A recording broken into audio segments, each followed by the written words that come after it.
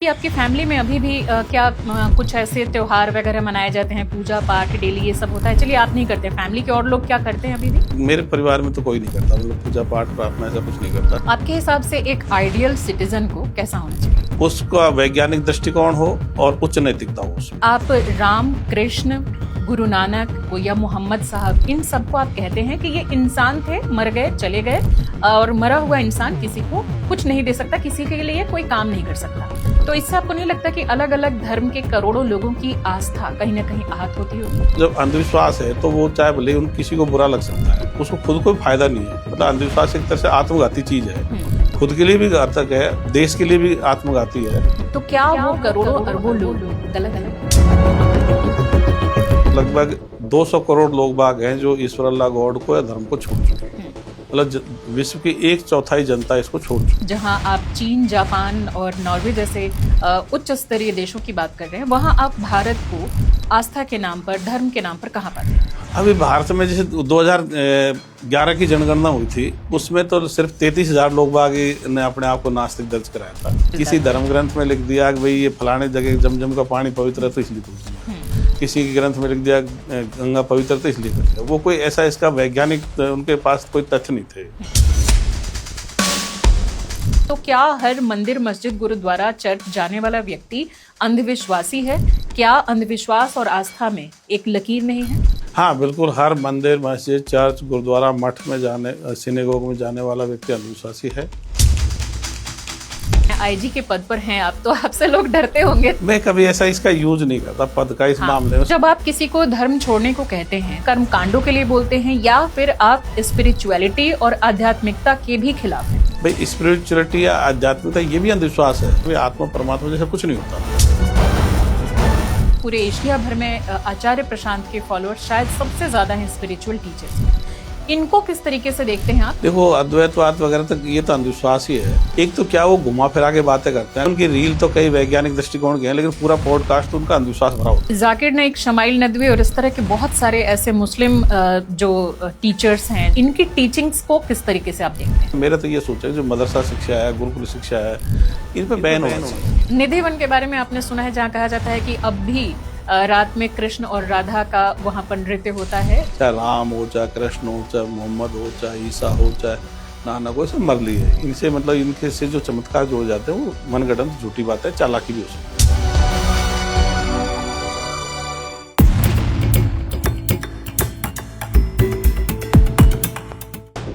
जयपुर में तैनात आईपीएस किशन सहाय जी के खिलाफ 53 वर्षीय एक महिला ने गंभीर धाराओं में केस दर्ज कराया है, जिसमें आरोप है कि आईजी साहब ने शादी का झांसा देकर उनके साथ मारपीट और जबरदस्ती की। हालांकि इस मामले में अभी जांच चल रही है और हमारा ये एपिसोड इस केस के सामने आने से पहले ही 11 अप्रैल को रिकॉर्ड किया गया था, इसलिए इससे जुड़े सवाल मैं आईजी साहब से नहीं पूछ सकी। हालांकि आईजी साहब ने मीडिया के सामने आकर इस पर अपनी प्रतिक्रिया भी दी है। आगे इसको लेकर जो भी अपडेट होंगे हम आपसे जरूर शेयर करेंगे। तो चलिए फिलहाल पॉडकास्ट की शुरुआत करते हैं। आज हमारे साथ स्टूडियो में एक ऐसे गेस्ट मौजूद हैं जिनकी सोच मेन स्ट्रीम से बिल्कुल अलग है। ये रैशनैलिटी को प्रमोट करते हैं, क्रिटिकल थिंकिंग है और समाज की जो रूढ़िवादी परंपराएं हैं उनको खुलकर चैलेंज करते हैं। जी हाँ, आज हमारे साथ स्टूडियो में मौजूद हैं आईपीएस किशन सहाय जी। बहुत बहुत स्वागत है सर आपका। नमस्ते श्वेता जी, और सभी साथियों को जो बाद में पॉडकास्ट को देखेंगे सुनेंगे उनको भी नमस्ते। साथियों, मैं किशन सहाय, आईपीएस, आईजीपी मानवाधिकार, पुलिस मुख्यालय जयपुर, राजस्थान। मोबाइल नंबर है 94 609 28 737। आपके भी जो तमाम चाहने वाले हैं उनसे मैं माफी के साथ ये एक रिक्वेस्ट करना चाहूंगी कि जो लोग आस्तिक हैं उनके नजरिए से भी आज के पॉडकास्ट में मैं सवाल करूंगी, क्योंकि सर की जो थिंकिंग है, जिन चीजों को ये प्रमोट करते हैं, वो जो लोग ईश्वरवादी हैं, आस्तिकतावादी हैं, उनको भी कहीं ना कहीं चैलेंज करते हैं। तो आपकी धार्मिक भावनाओं को ठेस ना पहुंचे, इसके लिए आपकी तरफ से भी मैं सवाल करूंगी और उनको क्रिटिकल थिंकिंग से, रैशनैलिटी के साथ सर जवाब देंगे। तो सर सवाल शुरू करें उससे पहले तो थोड़ा ये बताइए कि आप किन संस्थाओं से भी जुड़े हैं और अपनी ड्यूटी के अलावा क्या काम करते हैं उनके लिए? वैसे मैं मानवतावादी विश्व समाज विचारधारा मिशन चला रहा हूँ पिछले 9-10 साल से, और वैसे मेरी सोच समझ मतलब पिछले 25-30 साल से यही है। जी। मैं वैसे किसी संस्था से नहीं जुड़ा और इसका भी कोई एनजीओ वगैरह नहीं बना रखा, ये मिशन है, विचारधारा मिशन। जी। और चूंकि मैं आईजी मानवाधिकार हूँ तो ये मानवाधिकार का भी इसमें पॉइंट आता है, भी जाति धर्म से जैसे मानवाधिकारों का हनन होता है, तो मतलब इस विचारधारा को प्रमोशन से कई तरह के भारत को और दुनिया को फायदे हैं। ओके तो इससे जुड़ी भी तमाम बातें लेंगे। उससे पहले थोड़ा सा आपके बैकग्राउंड में चलते हैं, आपके बचपन, आपकी स्टडी और किस तरह से आपका पुलिस विभाग में आना हुआ। मैं वैसे पढ़ने में ठीक ठीक था, तो मैं शुरू में पढ़ाई में ठीक था, साथ ही साथ मैंने दूसरी तीसरी क्लास में रामायण महाभारत वगैरह पढ़ ली थी। अच्छा। मोरध्वज हरिश्चंद्र की कथाएं भी मैंने पढ़ ली थी और जिज्ञासु प्रवृत्ति का था। फिर बाद में जाकर के मैंने कुरान भी पढ़ी है, बाइबल भी पढ़ी है और लगभग सभी धर्मों का मैंने ज्ञान हासिल किया, सभी देशों के मैंने इतिहास भी पढ़े। और उसके बाद मैंने MNIT से भी इलेक्ट्रॉनिक्स में की थी और मैं उसमें ES में मेरा इलेक्ट्रॉनिक्स में हुआ, उसमें नहीं गया। फिर इसमें इंडियन पोस्टल सर्विस में हुआ था, उसमें भी नहीं गया। यहाँ पर तो मैं स्टेट सर्विस में आया था RPS में, उसमें फिर प्रमोट हो गया 2013 में IPS में आया। ओके तो आपके अंदर जो रैशनैलिटी की ये भावना आई कि ईश्वर को नहीं मानना है, आपकी इस आइडियोलॉजी की शुरुआत आपकी जिंदगी में कैसे हुई? मैं बचपन में काफ़ी धार्मिक था, तो जैसे ये कथाएं पढ़ते थे मोरध्वज हरिश्चंद्र वगैरह की या फिर प्रहलाद दूजी की, बहुत सारी, तो अपने मतलब मैं भी सोचता था कि भाई मैं भी भक्ति करूंगा और मुझे भगवान मिलेंगे, जैसे इसमें इनके बारे में बता रखा है। लेकिन जब मैं बड़ा हुआ 9वीं 10वीं में थोड़ा मैं कम हुआ और फिर बाद में कॉलेज स्तर पे आते ही मेरे को ऐसा महसूस होने लग गया भी ईश्वर, अल्लाह, गॉड ये तो कल्पना मात्र है और राम कृष्ण वगैरह ये या मोहम्मद या ईसा ये आदमी रहे होंगे और लेकिन ये मर गए, तो मरा आदमी कुछ नहीं कर सकता। ओके तो जब इन सब चीज़ों के बारे में आपने अपनी फैमिली में बताया होगा, और हम सब की फैमिली ज़्यादातर ईश्वर को मानने वाली ही होती है, अल्लाह को, गॉड को किसी भी ना किसी रूप में मानने वाली ही होती है, तो आपकी फैमिली से कैसा रिएक्शन आया? क्या वहाँ पर स्ट्रगल करना पड़ा, वहाँ बहस हुई, डांट पड़ी, कुछ ऐसा हुआ? नहीं, मेरे पिताजी श्रीमद् भागवत पढ़ते थे रोजाना, तो फिर मैं ये बातें कहता तो मेरे पिताजी ने मतलब गांव की भाषा में ही कहा था कि भाई छोरा मैं पढ़ू तो हूँ पर बात में वो तेरी सही लगे। अच्छा। हाँ, तो उन्होंने तो मेरे पिताजी उदार थे, फिर उन्होंने तो इनको अप्रिशिएट किया। मेरी माँ थी वो ज्यादा धार्मिक थी, तो वो तो यूँ कहती, जैसे देवी देवताओं को, लोक देवताओं को गाँव में पूजते हैं, तो वो तो कहती भाई ये जानता नहीं है, इसलिए वो थोड़ा देवताओं से माफी वगैरह मांग लेती। अच्छा, आपकी तरफ से माफी मांगती थी? हाँ, वो तो करती थी। ओके तो जैसे कि आपकी फैमिली में अभी भी क्या कुछ ऐसे त्योहार वगैरह मनाए जाते हैं, पूजा पाठ डेली ये सब होता है? चलिए आप नहीं करते, फैमिली के और लोग क्या करते हैं अभी भी? नहीं, मेरे परिवार में तो कोई नहीं करता, मतलब पूजा पाठ प्रार्थना ऐसा कुछ नहीं करता। घर में कोई मूर्ति वगैरह भी कुछ ऐसी नहीं है, नहीं कोई किसी भी धर्म को, हिंदू मुस्लिम सिख ईसाई जैन किसी धर्म को मानने की कोई ऐसी बात नहीं है। सिंपल लाइफ जीते हैं। तो चलिए वो आपकी आइडियोलॉजी थी, उन लोगों को क्या कन्विंस करना पड़ा या वैसे ही वो लोग आपको देख देख के कन्विंस हो गए, फैमिली मेंबर्स जो आपके साथ हैं? देख देख के कन्विंस हो गए बस। ओके तो अभी जो जैसे होली, दिवाली, ईद, मुहर्रम ये सब जो भी त्योहार अलग अलग होते हैं, हिंदू मुस्लिम सिख ईसाई जिनके भी, तो ज्यादातर घरों में वो मनाए जाते हैं, तो आप लोग उसमें शामिल होते हैं जिस कॉलोनी में, मोहल्ले में या सोसाइटी में रहते हैं? मैं शामिल नहीं होता बस। ओके और जैसे सरकारी बिल्डिंग में ज्यादातर, जैसे मैं फ्लैट्स में रहता हूँ तो वहाँ कोई ऐसे मनाते भी नहीं है बस। अच्छा, बाकी लेकिन पुलिस की जो फैमिली होगी, उनके बीवी बच्चे सब, वो लोग कहीं कुछ मनाते तो मैं जिस जगह रहता हूँ वो तो पुलिस की तो नहीं है, वो तो सिंपल मतलब सभी अधिकारी रहते हैं। सभी। अच्छा, तो वहां पर ऐसा कुछ आयोजन हाँ, वैसे नहीं होता है। ओके, यानी फैमिली मेंबर्स भी अब आपकी रंग में रंग चुके हैं। सोसाइटी से किस तरह का आपको मतलब आपको रिस्पॉन्स कैसा मिलता है सोसाइटी से? मैं इसकी हजारों मीटिंग ले चुका, school, college, library, coaching centre, गांव में, मोहल्लों में। तो ऐसे बच्चों में तो लगभग 70% में लास्ट में सवाल करता हूँ उनसे कि भाई आगे से आप धार्मिक दृष्टिकोण के या ईश्वरवादी अल्लाहवादी दृष्टिकोण के रहना पसंद करोगे या वैज्ञानिक दृष्टिकोण के रहना पसंद करोगे? तो बच्चे तो 100% वैज्ञानिक दृष्टिकोण को ही पसंद करते हैं। और इवन मैं बड़े बुजुर्गों की मीटिंग ली, हर पॉइंट पे उनको समझाया, तो फिर बाद में सवाल किया भाई अब से तुम वैज्ञानिक दृष्टिकोण के रहना पसंद करोगे, ईश्वरवादी अल्लाहवादी दृष्टिकोण के रहना पसंद करोगे? दोनों हाथ खड़ा करके समर्थन करेंगे। तो बड़े बुजुर्ग भी 70-80% मतलब ये बात को पसंद करते हैं भाई विज्ञानवादी ये देश होना चाहिए। ओके, आपके हिसाब से एक आइडियल सिटीजन को कैसा होना चाहिए? उसका वैज्ञानिक दृष्टिकोण हो और उच्च नैतिकता हो उसमें। ओके, तो आप और स्वस्थ हो। हाँ, स्वस्थ होना तो खैर वो मस्ट है। तो आपको अपने आसपास, चाहे वो आपके डिपार्टमेंट की बात हो, सोसाइटी की बात हो, दोस्तों की बात हो, जिनको भी आप देखते हैं या सोशल मीडिया से जिनसे आप जुड़े हैं, तो क्या आपको आशा लगती है कि हाँ ऐसे लोगों की संख्या बढ़ी है, बढ़ रही है, या आपको कहीं ना कहीं निराशा लगती है कि नहीं बहुत काम करना पड़ेगा अभी? नहीं, संख्या तो तेजी से बढ़ रही है, लेकिन अभी बहुत कुछ जरूरत है। मैं ये मानता हूँ जब अपने देश में 5% जनता इस सोच की हो जाएगी वैज्ञानिक दृष्टिकोण की, तब ये तेजी से बढ़ेगा, फिर एक्सपोनेंशियल स्टडी के हिसाब से बढ़ेगा। अभी तो थोड़ा धीरे बढ़ रहा है, बढ़ तो खूब रहा है, लेकिन उतनी तेजी से नहीं बढ़ा। लेकिन एक थ्रेशोल्ड लिमिट क्रॉस हो जाएगी, मैं मानता हूँ 5-10% जब एक बार जनसंख्या हो जाएगी, फिर तेजी से बढ़ेगा ये। ओके, अच्छा, आप राम, कृष्ण, गुरु नानक या फिर वाहे गुरु नानक साहब, इन सबको, या मोहम्मद साहब, इन सबको आप कहते हैं कि ये इंसान थे, मर गए, चले गए, और मरा हुआ इंसान किसी को कुछ नहीं दे सकता, किसी के लिए कोई काम नहीं कर सकता। तो इससे आपको नहीं लगता कि अलग अलग धर्म के करोड़ों लोगों की आस्था कहीं ना कहीं आहत होती होगी? नहीं, देखो जैसे मतलब भावनाएं, जैसे जहां तक है, भावना तो सभी व्यक्तियों को होती है, चाहे वो आस्तिक हो चाहे नास्तिक। बिल्कुल। रही बात आस्था की, तो जब अंधविश्वास है तो वो चाहे भले उन किसी को बुरा लग सकता है, लेकिन उससे नहीं तो उसको खुद कोई फायदा नहीं है। मतलब अंधविश्वास एक तरह से आत्मघाती चीज है, खुद के लिए भी घातक है, देश के लिए भी आत्मघाती है। तो इसका फायदा तो किसी को नहीं मिल रहा। हाँ, चालाक बेईमान प्रवृत्ति के लोग बाग हैं, या इन जैसे धर्म या मजहब में बड़े पदों पर बैठे हैं, उनको जरूर फायदा इसमें मिल रहा है, लेकिन आम जनता को तो कोई इसमें फायदा नहीं मिल रहा। इसलिए देश के लिए भी मतलब इसका कोई फायदा नहीं है। तो भावनाओं से अपन को अधिक देश हित और जनहित की जरूरत है। बिल्कुल। लेकिन इसके साथ एक सवाल ये भी उठेगा कि ज्यादातर डेमोक्रेसी में बहुमत की मान्यता होती है, और आज की डेट में हम देखें तो पूरी दुनिया में बहुमत तो उन्हीं लोगों की है जो किसी न किसी रूप में ईश्वर, अल्लाह, गॉड को मानते हैं, या किसी भी धर्म मजहब के लोग, जो पंथ के लोग हैं, वो किसी न किसी रूप में मानते हैं, और पूरी मानव सभ्यता इसको लगभग मानती आई है। तो क्या वो करोड़ों अरबों लोग गलत हैं? देखो, अभी जैसे प्यू रिसर्च सेंटर है अमेरिका का, वो सर्वे निकालता रहता है। अभी ताजा में आया था, लगभग 200 करोड़ लोग बाग हैं जो ईश्वर, अल्लाह, गॉड को या धर्म को छोड़ चुके हैं।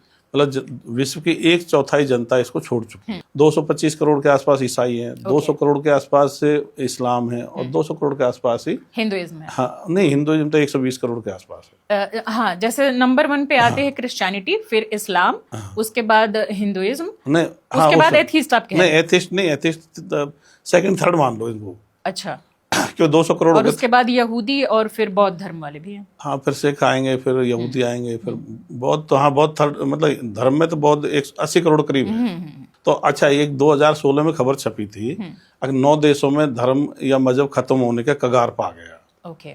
तो जैसे चीन है, हाँ, चीन में 90% लोग नहीं मानते। चीन, Japan, Sweden, Norway, Holland, Australia, New Zealand, तो 9 देशों में है, और ये तेजी से बढ़ रहा है। ओके।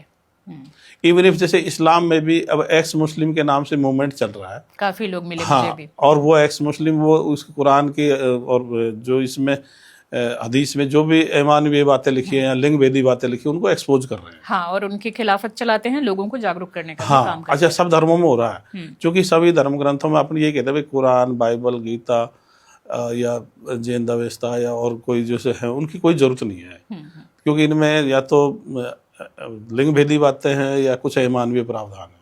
तो इसमें आप भारत को कहाँ पाते हैं, जहां आप चीन, जापान और नॉर्वे जैसे उच्च स्तरीय देशों की बात कर रहे हैं, वहां आप भारत को आस्था के नाम पर, धर्म के नाम पर कहाँ पाते हैं? अभी भारत में जैसे 2011 की जनगणना हुई थी, उसमें तो सिर्फ 33,000 लोग बाग ने अपने आप को नास्तिक दर्ज कराया था। ओके। 33,000 ने, जबकि वो 121 करोड़ कुछ जनसंख्या थी। बहुत पीछे है। हाँ, लेकिन ये पिछले 10-15 सालों से, और ये सोशल मीडिया आया है, उसके बाद तेजी से बढ़ी है। तो अब जब जनगणना होगी तो हो सकता है इसमें एक चीज हो रहा है, भारत में लोग अभी क्या एकांत पढ़ने पसंद नहीं करते, बहुत सारे रीति रिवाज में शामिल होना पड़ता है जैसे, तो इसलिए वो शायद दर्ज नहीं करा रहे। लेकिन मेरे हिसाब से 1-2% पॉपुलेशन तो हो चुकी है इस तरह की, 2% तो हो गई होगी। जो मैं भी ऐसे बहुत लोगों को जानती हूँ जिनके परिवार में किसी न किसी धर्म को माना जाता है, लेकिन वो लोग व्रत नहीं रहते, जैसे कि नवरात्रि नहीं रहते। बहुत मेरे मुस्लिम मित्र भी हैं, तो वो लोग रोज़ा नहीं रखते, या वो लोग ये नमाज नहीं पढ़ते। लेकिन हाँ, बोलते हैं कि मैं अल्लाह को मानता हूँ, लेकिन ये सब कर्मकांड जिसको हम बोल सकते हैं, इन सब में वो शामिल नहीं होते। इस तरह से भी धीरे धीरे उनकी संख्या बढ़ रही है। देखो, ईश्वर, अल्लाह, गॉड, वाहेगुरु, यहोवा, ये अंधविश्वास की जड़ है। जब तक आप इनको मानोगे तो फिर आप जन्नत जन्नम या स्वर्ग नरक को मानोगे, फिर आप वही अगले जन्म को मानोगे, तो फिर वो सारी चीजें वो फिर सारी की सारी आ जाती है, फिर एक सर्कल चलता हाँ। तो रहेगा। ये जड़ को जब तक खत्म नहीं करेंगे, ईश्वर अल्लाह गॉड ये कल्पना है, ये कोई शुरुआती कल्पना भी नहीं है, ये मानव सभ्यता में अधपर में कल्पना आई है कि एक ईश्वर अल्लाह गॉड कोई होता है। क्योंकि शुरुआती मानव सभ्यता में तो था भाई जल देवता, वायु देवता, सूर्य देवता, अग्नि देवता, इस तरह से थे। तो ये यानी जड़ कि को काटना है। प्रकृति की पूजा होती थी शुरू में, हाँ, प्राकृतिक चीजों को, लेकिन उनकी पूजा की जरूरत नहीं है। एक्चुअली उनको समझना है, अब सूर्य में हाइड्रोजन संलयन करके हीलियम बन रहा है, और उसको पूजने का कोई फायदा नहीं है। वो तो वैसे भी हाँ, तो उसको तो विज्ञान के द्वारा समझो, जरूरत है वो मिल ही जाएगा। हाँ, तो वो समझने की जरूरत है। हाँ, ये जो जैसे हम नदियों की बात कर रहे हैं या सूरज की बात कर रहे हैं, जो प्रकृति पूजा की बात कर रहे हैं, पेड़ों की, तो मेरे ख्याल से उसका मुख्य मकसद ये था कि इनकी सुरक्षा करो, इनका विनाश मत करो, क्योंकि इन्हीं से हमें खाने पीने रहने की सारी चीजें, ऊर्जा मिल रही हैं। शायद इसलिए उनकी पूजा करते होंगे। धीरे धीरे वो ईश्वर में देखो, तब्दील वो पहले भी कोई विज्ञानवादी नहीं थे, वो तो अपने हिसाब से ही करते। कोई जिससे फायदा मिलता किसी धर्म ग्रंथ में लिख दिया कि भाई ये फलाने जगह जमजम का पानी पवित्र है तो इसलिए पूज लिया, किसी के ग्रंथ में लिख दिया गंगा पवित्र तो इसलिए कर लिया। वो कोई ऐसा इसका वैज्ञानिक उनके पास कोई तथ्य नहीं थे। और फिर पूजने से तो कोई फर्क भी नहीं पड़ता। पेड़ को पूजो, पेड़ क्या समझेगा भाई मेरी पूजा हो रखी है, नदी क्या समझे इस बात को। तो अगर मान लो संरक्षण करो, इसका तो जलवायु का संरक्षण होना चाहिए, न कि मतलब पर्यावरण का संरक्षण की जरूरत है, न कि पूजा पाठ की। तो इसमें लेकिन एक सवाल लोग अक्सर उठाते हैं, जो भी एथीस्ट या जो एग्नोस्टिक होते हैं, उनसे जो थीस्ट लोग होते हैं वो सवाल पूछते हैं कि तो क्या हर मंदिर, मस्जिद, गुरुद्वारा, चर्च जाने वाला व्यक्ति अंधविश्वासी है? क्या अंधविश्वास और आस्था में एक लकीर नहीं है? हाँ, बिल्कुल। हर मंदिर, मस्जिद, चर्च, गुरुद्वारा, मठ में जाने, सिनेगोग में जाने वाला व्यक्ति अंधविश्वासी है, और मतलब उसमें उनको जाने की कोई जरूरत नहीं है। बस तो आस्था और अंधविश्वास की लकीर आखिर कैसे खींची जाए? एक ही बात है, अगर धार्मिक चीजों में जो आस्था करा है वो अंधविश्वास ही है। आस्था भी यानी पूरी तरह से आप अंधविश्वास मानते हैं? आस्था का मतलब अगर आप उसको जोड़ो भाई, धार्मिक मामलों में आस्था रखना वो अंधविश्वास है। तो क्या आपकी इस आइडियोलॉजी से लोग आपको एंटी रिलीजन या एक्सट्रीमिस्ट जो हैं ये सब नहीं बोलते? कुछ बोलते हैं, 10-5% लोग नेगेटिव कमेंट्स करते हैं, कुछ तो गाली भी देते हैं, कुछ ऐसे भी करते हैं, लेकिन मैं उनका ज्यादा सोशल मीडिया पर, हाँ, पर मैं उनका इतना बुरा नहीं मानता, क्योंकि मुझे बहुत बुरा लगता है तो किसी को डिलीट कर देता हूँ या ब्लॉक कर देता हूँ, पर मैं अपने स्तर नहीं गिराता हूँ। नहीं, वैसे भी आप जिस पद पर हैं, आईजी के पद पर हैं आप, तो आपसे लोग डरते होंगे, तो आपके फ्रंट पे आकर के तो बोलने की हिम्मत नहीं रखेंगे। सोशल मीडिया पर चूंकि किसी का कोई चेहरा नहीं होता, अलग अलग नामों से लोग फेक नेम से भी आईडी बना लेते हैं, तो उसका इस्तेमाल करके भले आपको कुछ बोल दे तो भी डरते होंगे, मुझे लगता है। मैं कभी ऐसा इसका यूज नहीं करता पद का इस मामले में। सोशल मीडिया पे मतलब मैं वर्दी में तो इसलिए मैं देता हूँ ताकि जनता में चीज ज्यादा मतलब जनता ज्यादा तक पहुंचे, ज्यादातर जनता तक पहुंचे। अन्यथा मैं इसका कोई ऐसे उपयोग नहीं कर रहा कि मैं किसी को दबाने के लिए, धमकाने के लिए उपयोग कर रहा हूँ, ऐसा मेरा कुछ नहीं। नहीं, आप नहीं करेंगे, सामने वाला खुद ही सोचेगा कि अच्छा अगर मैं इंटरनेट पे भी कुछ करता हूँ तो ट्रैक ना हो जाए, मेरा आईपी एड्रेस या कुछ मेरे ऊपर कार्रवाई ना हो जाए। एक खौफ तो रहता ही है वर्दी और उस पोस्ट का। हाँ, रहता होगा।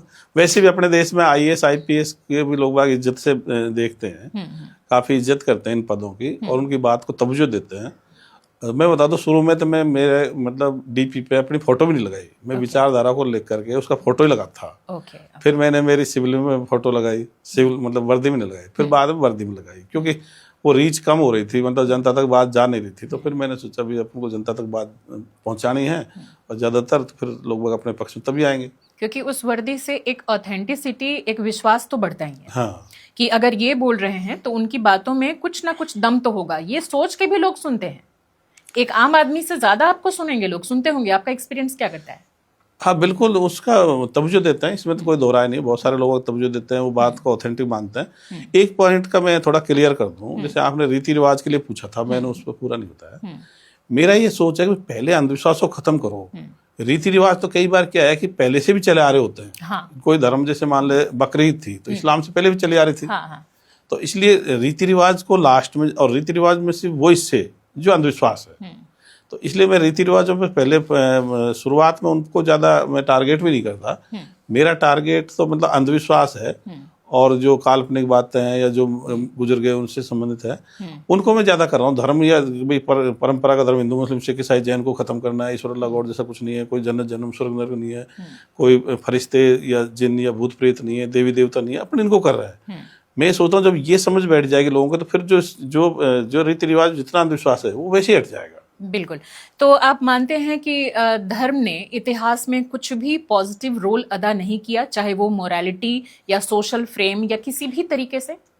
इससे धर्म से एक तो हुआ है कि भाई इस धर्म के बाद में इससे बड़े बड़े शासन स्थापित हुए, बड़े बड़े राज्य स्थापित किए गए धर्म के आधार पर। जैसे मान लीजिए जो इस्लाम वालों ने किए खलीफा के द्वारा, तो फिर बहुत सारे जैसे आदिवासी टाइप के लोग थे वो भी उनके संपर्क में आए और एक बड़े राज्य के हिस्से बने, तो उनको तक भी वो बातें पहुंची जो आम जनता में थी, जो कटे हुए थे मतलब। तो इससे एक तो हुआ कि लोगों का संपर्क बढ़ा, लेकिन इससे अंधविश्वास फैला। तो फिर वो मतलब यूनिटी के आधार पर वो शासन तो कर लिया, लेकिन उसने विज्ञानवाद को रोक दिया इन धर्मों ने। तो उससे पहले विज्ञान, जैसे मान चीन में कोई ज्यादा धर्म नहीं बढ़ा तो वो विज्ञान था, यूनान में था। फिर इसके बाद जब ये धर्म ज्यादा प्रचलन में आ गया तो फिर मंदिर बनाओ, मस्जिद बनाओ, चर्च बनाओ, गुरुद्वारा बनाओ, मठ बनाओ, इनकी पूजा करो, बस इसके द्वारा कुछ नहीं बनी। पहले कोई मम्मी बना रहे थे, कोई वो पिरामिड बना रहे थे, कोई दूसरे और कई विचारक पैदा हो रहे थे। कहीं जैसे चीन में उन्होंने रेशम का कपड़ा बनाना शुरू किया, तो पहले लोग कुछ न कुछ बना रहे थे। जैसे सिंधु घाटी सभ्यता, नगर सभ्यता थी। लेकिन जैसे ये धर्म आया तो फिर ये किया इन्होंने, बस सब मानव सभ्यता का ध्यान इधर बदल दिया। अगर भाई भगवान अल्लाह गॉड की पूजा पाठ प्रार्थना करो, नमाज पढ़ो और बस वो मिल जाएगा, अगले जन्म के लिए कर लो प्रयास, बस इस जन्म।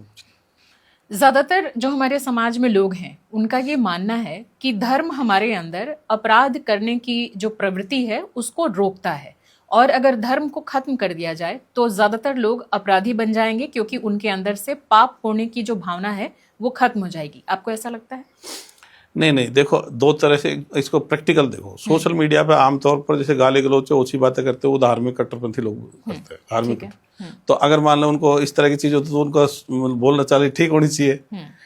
दूसरा मतलब नैतिकता की वजह से आदमी गलत काम करने से रुकता है, या समाज के डर से या फिर कानून के डर से। मतलब धर्म के हिसाब से कोई नहीं रुक रहा, पुण्य और पाप के हिसाब से। हाँ, इससे आप देखते हो जैसे अपने अखबारों में पढ़ते हैं भाई कोई बड़े बड़े कोई कारोबारी उद्योगपति या बड़े अधिकारी या नेता भ्रष्टाचार में जा रहे हैं तो खूब पूजा पाठ या प्रार्थना करते हैं। तो इससे रुक नहीं रहे, उल्टा इससे तो मतलब एक चालाकी हो रही है। ऐसे लोग सोच रहे हैं, अगले वाले सोचते हैं यार ये धर्म की वजह से डर रहा होगा, ये भगवान अल्लाह से डर रहा होगा, ये नहीं कर रहा होगा, लेकिन कर सब रहे। अपन देखते हैं जैसे मान लीजिए पहलगाम में घटना करी थी वो, तो वो तो मतलब मजहबी लोग बाकी थे, मजहबी थे, उनको तो वो 72 कितनी मिलती हैं, और वो इस तरह के वो मतलब वो सारी कर रहे थे, तो डरे कहाँ पर। अब जैसे इसमें इजराइल में हमास में हुआ तो वो धार्मिक ही हैं, तो डर कहाँ रहे। तो मोरालिटी जो है वो क्या सिर्फ कॉमन सेंस की बात है? बिल्कुल, मोरालिटी कॉमन सेंस की बात है।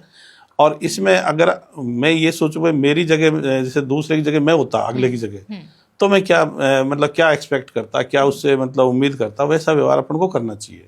मैं मान लीजिए कुर्सी पे बैठा हूँ कहीं पे SBI जी के पद पे, और मेरे पास कोई व्यक्ति आता है और वो पीड़ित है, तो मैं ये सोचूंगा इसकी जगह मैं होता तो फिर मैं उससे मतलब क्या व्यवहार की उम्मीद करता, क्या एक्शन की उम्मीद करता, वो मेरे को करना चाहिए। ओके तो लेकिन अगर मोरालिटी पूरी तरह से कॉमन सेंस पर आधारित है तो अलग अलग धर्म मजहब मानने वालों की मोरालिटी अलग अलग चीजों के लिए डिफरेंट क्यों होती है? जैसे किसी के लिए गाय को खाना मारना मोरालिटी के हिसाब से गलत है और किसी के लिए वो गलत नहीं है, किसी के लिए पूरा नॉनवेज खाना ही गलत है, जैसे जैन धर्म की अगर बात कर लें, और किसी के लिए बिल्कुल नहीं है, किसी के लिए शराब पीना मोरालिटी के खिलाफ है और किसी के लिए नहीं है, ऐसा क्यों? हाँ, वही तो कह रहे हैं पर जो धर्म ग्रंथ है मजहबी किताबों की मोरालिटी मतलब उसमें मानवीय तत्व नहीं है। वो कोई गाय के लिए आदमी मार देगा, कोई नबी किसान के लिए मार देगा, कोई दूसरी तरह से कर रहा है, वो गुस्ताखी कर दी भाई नबी किसान में, या सब किताब ये पवित्र किताब या मजहबी किताब मतलब गुस्ताखी वो बेअदबी कर दी, उसको मार दिया। तो जो धार्मिक या मजहबी मोरालिटी है ये सही नहीं है, ये कॉमन सेंस पर आधारित भी नहीं है। और दूसरी बात अपन जैसे मान लो कोई क्या खाता है, क्या पीता है, क्या कपड़े पहनता है, किससे प्यार प्रेम करता है, किससे यारी दोस्ती करता है, किससे शादी करता है, ये पर्सनल मैटर है। तो इसको अपन उसमें ये मतलब उस किसी के पर्सनल मैटर में दखलंदाजी करना वो नैतिकता के खिलाफ। तो आइडेंटिटी, कल्चर और ट्रेडिशन खत्म नहीं हो जाएंगे अगर हम धर्म को छोड़ देंगे? नहीं, और बेहतर हो जाएगा। जो सही चीजें हैं वो मतलब प्रचलन में आ जाएंगे, जो गलत चीजें वो मतलब उससे आउटडेटेड हो जाएंगी, निकल जाएंगी बस। लेकिन कैसे? किसी धर्म से किसी की आइडेंटिटी जुड़ी है तो वो बोलेगा अगर मैंने धर्म छोड़ दिया तो मेरी तो पहचान ही खत्म हो गई। भाई पहचान तो उसके जैसे उसके क्वालिफिकेशन से है, उसका एड्रेस से है, उसका गांव से, ये पहचान होती है। धर्म से तो मान लो कोई नहीं मानता तो उसका कोई एड्रेस वगैरह अगर उसको लेटर भेजेंगे तो जाएगा ही जाएगा। तो कास्ट, क्लास और पावर स्ट्रगल, क्या ये थोड़े ना खत्म हो जाएगा अगर हम धर्म खत्म कर रहे हैं? ये तो फिर भी एग्जिस्ट करेगा। नहीं तो अपन कास्ट को भी खत्म ही करना चाहते हैं। अपन तो कहते हैं भाई जाति मुक्त या जातिहीन समाज का निर्माण करना चाहिए। ये जाति प्रथा ने या जाति व्यवस्था ने अपन को बहुत परेशानी खड़ी करी है, एकजुट नहीं होने दिया भारत को। और अपने देश ने जो हजारों साल की गुलामी झेली है उसमें जाति प्रथा का बहुत बड़ा मतलब कारण है, ये बहुत बड़ा। और क्लास और पावर स्ट्रगल को कैसे खत्म करेंगे हम लोग? क्लास तो जैसे भी गरीब अमीर की जैसे क्लास है, तो इसका तो जिसमें ये मानता हूँ भारत में जैसे मान लो विज्ञानवाद पे देश आ जाए, हाँ, बिल्कुल, और विज्ञान तकनीकी प्रगति करे तो फिर गरीबी काफी हद तक मतलब बेरोजगारी काफी हद तक मिट जाएगी। और जब बेरोजगारी मिट जाए तो गरीब मिट जाएगी, तो फिर ये क्लास जो बहुत ज्यादा फर्क नहीं रह पाएगा उससे। हर ट्रेजेडी को फेथ के खिलाफ मानना, क्या ये सही है? जैसे कि ट्रेजेडी कहीं हो जाए तो आप ये कहते हैं कि भगवान होता तो उस व्यक्ति के साथ ट्रेजेडी क्यों होती? नहीं, जो लोग भगवान अल्लाह गॉड को मानते हैं वो कहते हैं भाई वो सब कुछ करता है। पेड़ का पत्ता भी हिलता तो उसकी मर्जी से हिलता है। बिल्कुल, ये कहा जाता है। तो जब वो घटनाएं घट रही है तो फिर उसमें भी उनका रोल होना चाहिए। बिनु हरि कृपा अब मान लो तृण किसी व्यक्ति को शेर खा गया तो अब उसका शेर खा गया था उसको भाई कहते हैं भाई उसके बिना तो हो नहीं सकता, यानी भगवान की मर्जी से खा रहा है शेर। हाँ, तो फिर ये तो गलत माना जाएगा। तो आप क्या रिलीजन खत्म करने की बात प्रैक्टिकली जो बोल रहे हैं वो प्रैक्टिकली पॉसिबल लगता है आपको हमारे देश में? ये हाँ बिल्कुल पॉसिबल है, क्योंकि अपन देखो अब अलग नहीं है दुनिया से। अपन दुनिया के साथ कदम से कदम मिला के चलना पड़ेगा। अपना पड़ोसी देश चीन है, वहाँ 90% लोग बाग किसी ईश्वर अल्लाह गॉड को या किसी धर्म को नहीं मानते। हाँ। और वो वर्ल्ड की 44 टेक्नोलॉजी में से 37 पहले स्थान पा गया। और अपन मतलब एक में भी नहीं है। तो हम क्यों पिछड़ा रहेंगे? हमारी ये पीढ़ी, वर्तमान पीढ़ी ये चाहती है कि हमारा देश भी सुपर पावर बने। और सुपर पावर बनने का रास्ता वैज्ञानिक दृष्टिकोण और विज्ञानवाद ही है। तो हम उस पर क्यों नहीं जाएंगे? और ये जो धर्म वाला जो अंधविश्वास है, ये मजहब है, ये तो बाधक है। तो बाधाओं को तो हटाना है। तो जब तक ये बाधाएं रहेंगी तो अपन उस लक्ष्य तक पहुंच नहीं पाएंगे। ओके, लेकिन अगर कोई व्यक्ति धर्म से वास्तव में स्ट्रेंथ पाता है तो क्या आप कुछ काउंसलिंग से उसको उससे अलग कर सकते हैं? जबकि ये जो धर्म में वो डूबा हुआ है ये उसकी सदियों की कंडीशनिंग है जो कि उसके मसल मेमोरी में है, उसके डीएनए में है, उसके रग रग में है। कैसे इसको निकालेंगे? नहीं, ये डीएनए में तो नहीं है, ये क्या है कि परवरिश में है एक्चुअल में। डीएनए से कहने का मतलब ही वही था, सदियों से चला आ रहा है। सदियों से चला आ रहा है, लेकिन जो बच्चे के मतलब डीएनए में नहीं आया। क्योंकि देखो जैसे मान लीजिए हॉस्पिटल है, उसमें 2 बच्चे पैदा हो और सपोज वो बदल जाते हैं। जयपुर में हुआ था एक मतलब सांगनेरी हॉस्पिटल में, तो बच्चा बदल गया। एक हिंदू वाला बच्चा मुसलमान चला गया, मुसलमान वाला हिंदू का आ गया। वो लड़का लड़की थे। तो जब हिंदू वाले को महिला को लड़की थी तो उसने कहा मेरे तो लड़का हुआ। अच्छा। अब फिर उनका डीएनए टेस्ट हुआ और डीएनए टेस्ट के बाद वो लड़का तो हिंदू गया, लड़की मुसलमान की चली गई। अच्छा। अब सपोज करो डीएनए टेस्ट की व्यवस्था नहीं होती और वो लड़की मतलब हिंदू के आती, तो वो तो बड़ी होकर राम राम करती, और वो लड़का मान लो मुसलमान के जाता तो बड़ा होकर अल्लाह अल्लाह करता। बिल्कुल। तो डीएनए में कहाँ हुआ फिर? बिल्कुल, बहुत जबरदस्त। मतलब ऐसा ये कब का केस है? ये 3-4 साल हो गए। और किसी को भी देख लो, मतलब ये तो जैसे परवरिश होती है ना घर पे। हाँ। जैसे कोई किसी घर में कोई देवता को मानता है तो उसी को पूजेंगे। दक्षिण भारत में कोई दूसरा देवता उसको पूज रहे हैं। तो कंडीशन मतलब परवरिश से हो रही है, कंडीशनिंग दिमाग की। बिल्कुल बिल्कुल। तो जब आप किसी को धर्म छोड़ने को कहते हैं तो क्या जो लोकल जो वहाँ की चीजें चलती रहती हैं जिसको कि लोक धर्म हम कहते हैं उसके लिए बोलते हैं, कर्म कांडों के लिए बोलते हैं, या फिर आप स्पिरिचुअलिटी और आध्यात्मिकता के भी खिलाफ हैं? भाई स्पिरिचुअलिटी या आध्यात्मिकता ये भी अंधविश्वास है। ये भी आत्मा परमात्मा की बात करता है। तो अपन तो कहते हैं भाई आत्मा परमात्मा जैसा कुछ नहीं होता। सजीव के लक्षण होते हैं जो सजीव में होते हैं, अपन विज्ञान किताब पढ़ते हैं। परमात्मा जैसा कुछ होता नहीं है। तो अपन तो सभी अंधविश्वासों की खत्म करने की बात कहते हैं। और धर्म से क्या है, धर्म को क्यों खत्म करना चाहिए, इसके कई रीजन्स हैं। एक तो धर्म अपन में क्या है, विश्व स्तर के गुट हैं धर्म।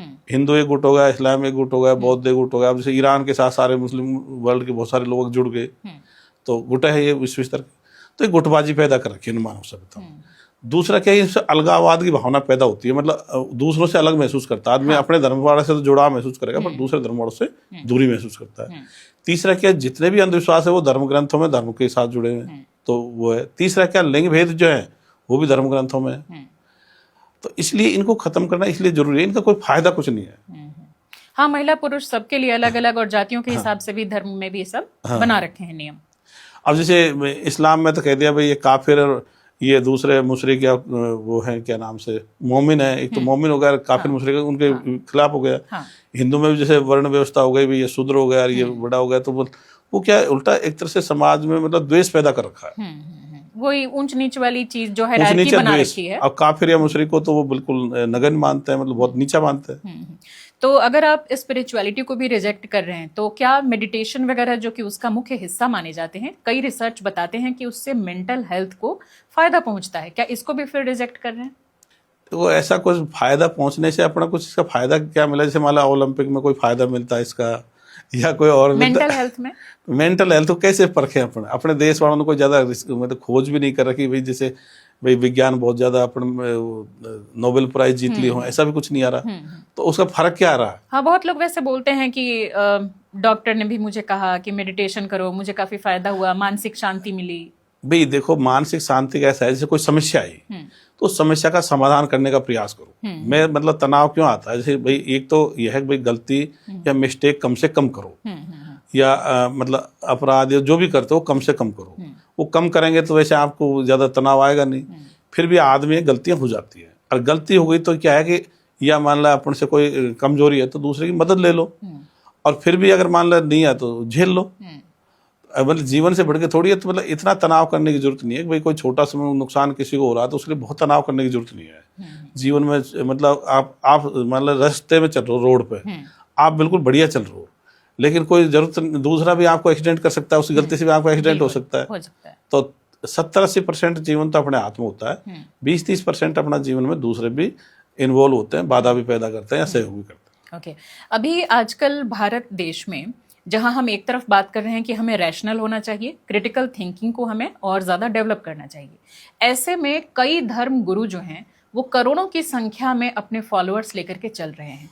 प्रेमानंद जी महाराज हैं, अनिरुद्धाचार्य जी हैं, धीरेन्द्र शास्त्री हैं, ये सब लोग काफी तेजी से करोड़ों लोगों को इन्फ्लुएंस कर रहे हैं धर्म और साथ साथ आस्था को भी आगे प्रमोट करने के लिए। और कुछ इसमें से ऐसे हैं जो कि नाम जप को, चाहे वो राम राम कहने को बोलें या राधे राधे कहने को बोलें, वो संख्या बताते हैं कि इतनी संख्या में जप करो तो तुम्हारा कल्याण होगा, तुम्हारा उद्धार हो जाएगा। इनको किस तरीके से देखते हैं?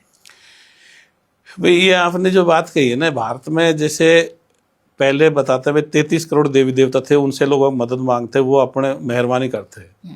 और उसके बाद में फिर इस्लामिक शासन आया, मुस्लिम शासक आए, तो उनके पीर पैगंबर और उनको भी फकीर उनसे भी मदद लेने लगे, उनकी कब्रों पे भी जा रहे हैं। फिर जब क्रिश्चियन आए तो उनके भी ईसा और दूसरे संतों की मदद लेने लगे। और अभी आपने जैसे काफ़ी इनके नाम बताए, कुछ धर्मगुरु या मजहबी जैसे स्कॉलर्स हैं, जैसे जाकिर नायक भी इनमें शामिल, उनकी भी बात करेंगे आगे, पहले इनकी बात कर लें। तो इनसे अपन मदद मांग रहे हैं, लेकिन फिर भी भारत में 25-30% मतलब गरीबी है, और बहुत युवा बड़े स्तर पे बेरोजगार है। तो फिर फायदा मिल क्या रहा है? एक तरफ तो कहते हैं साहब उनसे फायदा मिल रहा है, उनसे मिल रहा है, मतलब अपने देश में क्या वैज्ञानिक दृष्टिकोण का अभाव है, इसलिए लोगों में आत्मविश्वास नहीं पनपा, खुद पे भरोसा नहीं है, तो साहस की भी कमी है। तो जब वैज्ञानिक दृष्टिकोण होगा और उनमें साहसी बनेंगे, एंटरप्रेन्योरशिप आएगी, तो फिर इतना उनको समस्या नहीं आएगी। ये तो क्या उनके एक तरह से उनको सहारा देने का प्रयास करते हैं, सहारे से फिर वो और कमजोर हो जाते हैं। तो इनका कोई फायदा नहीं है कुछ भी। ये मतलब वो लोग एक साइकोलॉजिकल का भीड़ में जाते हैं, किसी के पास में कोई धर्मगुरु होगा, उसके पास भीड़ में जाएगी, काफ़ी संख्या होती है, तो वो संबल महसूस करते हैं भाई इतने सब मेरे साथ इतने लोग खड़े हैं, लेकिन समस्याएं तो खुद को भी फेस करनी होती है उसमें। मेंटल पीस की बात करते हैं ये बाबा लोग कि मेंटल पीस तुम्हें मिलेगा और ईश्वर तुम्हारे काम को कर देगा, यानी कि तुम्हारे घर में अगर कोई समस्या आ रही है वो दूर हो जाएगी, बच्चों की शादी नहीं हो रही है, बेटी की शादी नहीं हो रही है, वो हो जाएगा, किसी को पुत्र की प्राप्ति चाहिए आज के डेट में भी तो वो तुम्हें मिल जाएगा। तो इसके लिए नाम जप का वो लोग सहारा देते हैं। इस नाम जप की प्रथा को मैं देख रही हूँ पिछले कुछ सालों में इतनी तेजी से बढ़ा है, इसको कैसे देखते हैं? हाँ, तो ये अंधविश्वास है, इससे कुछ फायदा नहीं होता। अब मान लीजिए उसके पास हजारों लोग बग जाते हैं, अब किसी को काम, अच्छा उसके लिए जो आदमी जिसको काम के लिए जाता है उसके लिए प्रयास भी करता है, उसके प्रयासों से वो काम हो जाते हैं, जो वो भाई बाबा का कह देते हैं, भाई बाबा की मेहरबानी से हो गया। जिनके काम नहीं होते फिर वो कुछ नहीं कहते, तो उनको हाईलाइट करते हैं। बहुत सारे इनमें मतलब मैनेज्ड भी होते हैं कई बार, जैसे इनकी बड़ी बड़ी सभाएं होती हैं तो उसी को माइक देते हैं, भाई तू थोड़ा बोल देना, बड़ाई कर देना। लेकिन रियलिटी में ऐसा कुछ नहीं है, क्योंकि भारत की समस्याओं में तो पूरी देश की अगर समस्याएं देखें तो इसमें तो इनका कोई रोल आ नहीं रहा। न देश में गरीबी में इनका कोई फायदा मिल रहा, न बेरोजगारी मिल रहा है, तो इनका रियल में कुछ नहीं है। वो अब मन से मतलब हो सकता है खुशी महसूस कर लें, तो एक मनोस्थिति की बात है, इससे ज्यादा कुछ नहीं। तो ये तो धर्म गुरुओं की बात हो गई, जो कि अंधविश्वास और धर्म इन सब के बारे में हम बात कर रहे हैं। स्पिरिचुअल टीचर भी कुछ आज के डेट में ऐसे देश में तेजी से उभरे हैं और करोड़ों में उनके फॉलोअर्स हैं। पूरे एशिया भर में आचार्य प्रशांत के फॉलोअर्स शायद सबसे ज्यादा हैं स्पिरिचुअल टीचर्स में। इनको किस तरीके से देखते हैं आप, जो कि अद्वैत की शिक्षा देते हैं, एक तरफ रैशनैलिटी को भी प्रमोट करते हैं, क्रिटिकल थिंकिंग को भी प्रमोट करते हैं, अंधविश्वास को दूर करने के लिए भी काफी अच्छा प्रयास वो कर रहे हैं। दूसरी तरफ वो जो अद्वैतवाद की शिक्षा देते हैं, गीता पढ़ाते हैं लोगों को, उसको किस तरीके से देखते हैं? देखो, अद्वैतवाद वगैरह तक ये तो अंधविश्वास ही है। वो पता नहीं अहम है, अहम वगैरह ऐसे शब्द काम में लेते हैं। एक तो क्या वो घुमा फिरा के बातें करते हैं। अगर कोई मान लो आपने एक लाइन का उत्तर होगा तो उसको आधा घंटा खींचेंगे, तो एक तो समय का वेस्ट करते हैं। दूसरा क्या, उनकी रील तो कई वैज्ञानिक दृष्टिकोण के हैं, लेकिन पूरा पॉडकास्ट तो उनका अंधविश्वास भरा होता है। लेकिन उसमें से कोई मतलब कोई लाइन निकाल लो, 1-2 मिनट की रील, उसमें वैज्ञानिक दृष्टिकोण की, विज्ञानवाद की मिल सकती है। तो वो क्या है कि उल्टा अंधविश्वास को और फैला रहे हैं, वो दूसरी तरह से फैला रहे हैं। उसका कोई भारत को फायदा नहीं मिलेगा। वो घुमा फिरा के बातें करते हैं, और मुझे तो उससे मतलब दोनों तरह की बातें करते हैं। तो अगर आदमी दोनों तरह की बातें करेगा तो उससे कोई देश को दिशा नहीं मिलेगी। और जाकिर नाइक, शमाइल नदवी और इस तरह के बहुत सारे ऐसे मुस्लिम जो टीचर्स हैं, जो अपने आप को स्पिरिचुअल टीचर या धर्मगुरु, मजहब के गुरु बताते हैं, इनकी संख्या भी तेजी से बढ़ी है। और खासकर इनका जो असर है वो यंगस्टर्स पर बहुत ज्यादा देखने को मिल रहा है। इनकी टीचिंग्स को किस तरीके से आप देखते हैं, उसमें कहाँ फ्लॉज हैं? इसमें सही कह रहे हो, जैसे छोटे बच्चे होते हैं तो वो क्या, अपने माँ बाप आमतौर पर धार्मिक है लोग, तो धार्मिक हैं, मजहबी हैं, तो वो जैसे माँ बाप को फॉलो करते हैं। तो उस समय छोटा बच्चा होता है तो अपने माँ बाप को 100% सच मानता है। अब मेरे पिताजी बदर करते हैं, ये सब चीज जानते हैं, सब कुछ करते हैं, उनको सर्वशक्तिशाली, सर्वज्ञ मानता है। हाँ, बिल्कुल। अब ये जाकिर नायक है या नदवी वगैरह है, ये अंधविश्वास फैला रहे हैं, क्योंकि कुरान और हदीस को बहुत सारे लोगों ने पढ़ा है, मैंने पढ़ रखा है। ये उनको जैसे अल्लाह को या जन्नत जन्म को या जिन्न को या फरिश्तों को ये सत्य मानते हैं, अपन को काल्पनिक मानते हैं। भाई ये काल्पनिक है, अंधविश्वास, ऐसा है कुछ नहीं। अब चूंकि जो धार्मिक आदमी ने भी ग्रंथ पढ़ रखे हैं, मजहबी लोगों ने पढ़ रखे हैं, और वैज्ञानिक दृष्टिकोण वाले भी पढ़ा। अब वैज्ञानिक दृष्टिकोण तो उसकी जो अंधविश्वास वाली बात है उनको खारिज कर देता है, और जो मजहबी या धार्मिक लोग हैं उनको सत्य मान लेता है। तो ये भी अंधविश्वास फैला रहे हैं बड़े स्तर पे, और इससे कट्टरता फैला रहे हैं।